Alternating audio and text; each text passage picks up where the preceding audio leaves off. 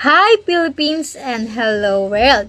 Today, pag-uusapan natin ang chi-square test of independence. Isa itong statistical test para malaman kung may ugnayan ba ang dalawang categorical variables sa isang study.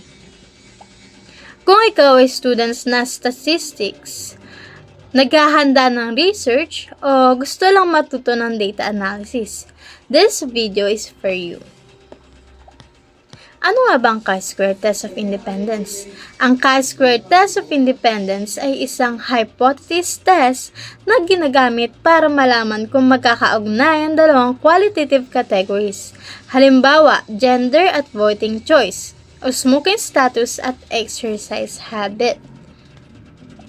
Ito ang nagiging alternative natin sa correlation coefficient o sa Pearson's R pag ang mga variables natin ay hindi given as interval or ratios level.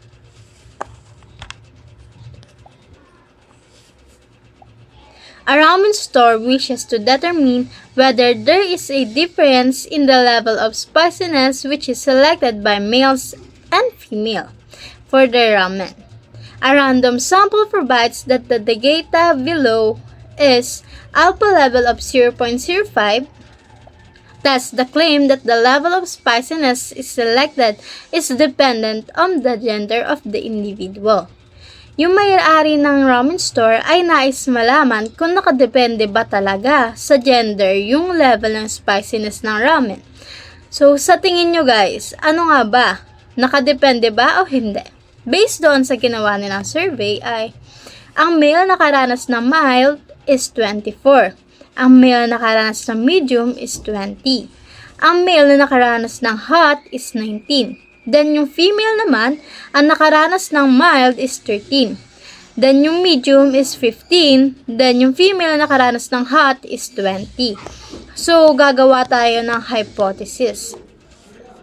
Ang hypothesis natin dito is, ang null hypothesis natin dito is the spiciness level selected by the individual is independent of the gender of the individual. Yung alternative naman natin is the spiciness level selected by an individual is dependent on the gender of the individual. Dahil nga gusto natin malaman kung may relationship ba ang dalawang variable, ay itetest natin ng ating variable sa chi-square test of independence. So, ito yung formula na kakailanganin natin.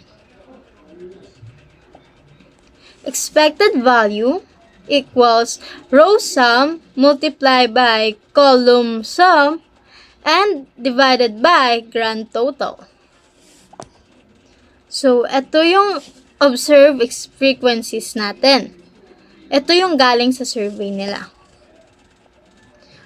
So, dahil nga gusto nating malaman ang relationship ng dalawang variable, ay itetest natin ang ating variable sa chi-square test of independence. So, ito yung formula na kakailanganin natin.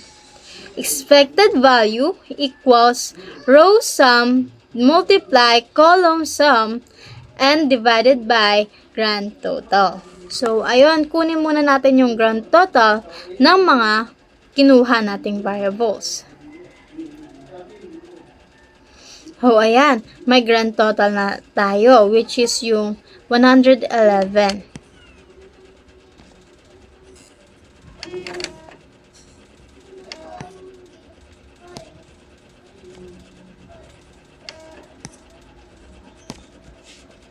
Ngayon, dahil may observed frequencies na tayo, ang kailangan naman natin ay expected frequencies. So, ngayon, ito sa expected frequencies, ang kailangan natin is mga total lang. Dahil ito lang ang gagamitin natin sa formula. Ibig sabihin ng expected value dito ay row sum. So, titignan natin yung row ng first cell. Example, yung mild sa male. Yun lang yung ko-compute natin. Then, titignan natin yung row sum niya is 63. So, ilalagay natin dito ay 63, tapos i-multiply natin sa column sum, which is yung 37. Then, i-divide natin to sa grand total. Ano ulit yung grand total natin? Tama, 111. So, i-divide natin to sa 111. So, ipapakita ko sa'yo na Ang kalabasan niyan is 63 multiply 37 then divided by 111. So dito, hindi natin kailangan paulit-ulitin yung process. Pero, yun lang din ang gagawin natin sa mga ibang cell. So, ayan. Ayan, makikita na natin. Tapos, ganyan lang din ang gagawin natin. So, hindi ko na kailangan ipakita, pero gagawin ko na lang. So, same lang dito sa female na magiging 48 na yung total kasi 48 yung katapat niya. Then, i-divide naman natin to sa 111. So, ganun lang din gagawin natin sa ibang cell. Ayan, meron na tayong observed at expected value. At ngayon, hahanapin natin ang value ng chi-square test. Pag sinabing summation, addition lang yan. Na observed subtracted by expected squared divided by expected value.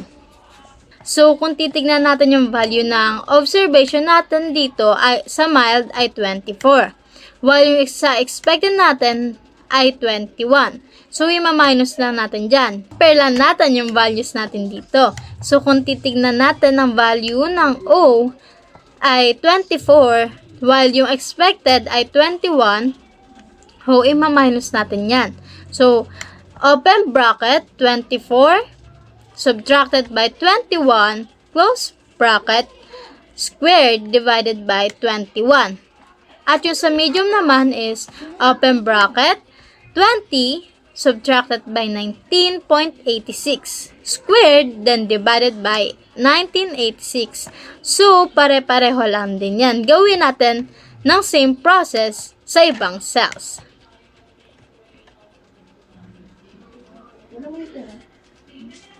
So, since na-compute na natin ang mga assumption natin dito, pag kinompute natin yan sa calculator, ito ang magiging chi-square value natin, which is yung x squared equals 2.3.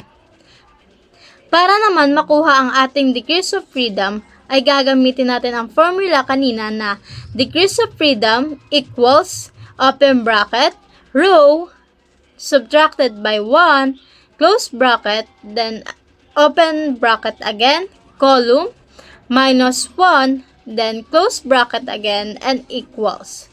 So, sa row naman natin, ito ang gender at male. So,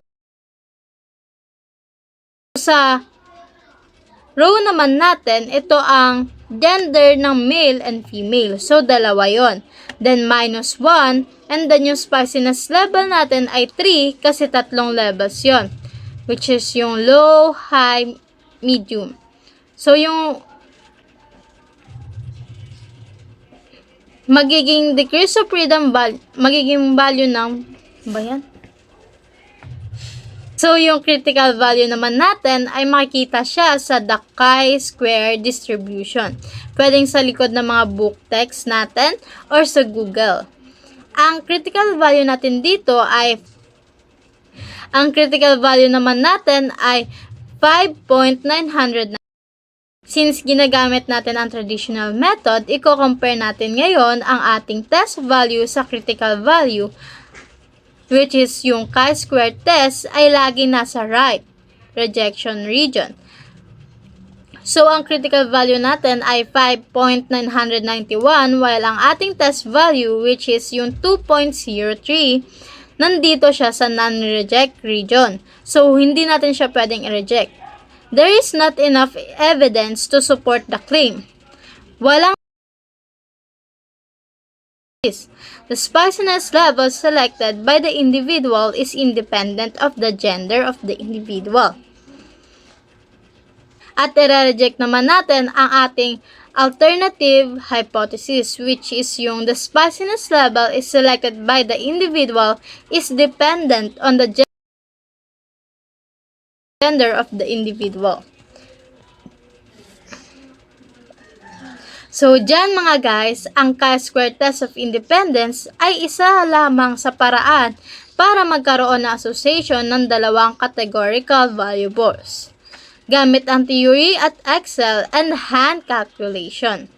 Thank you for watching.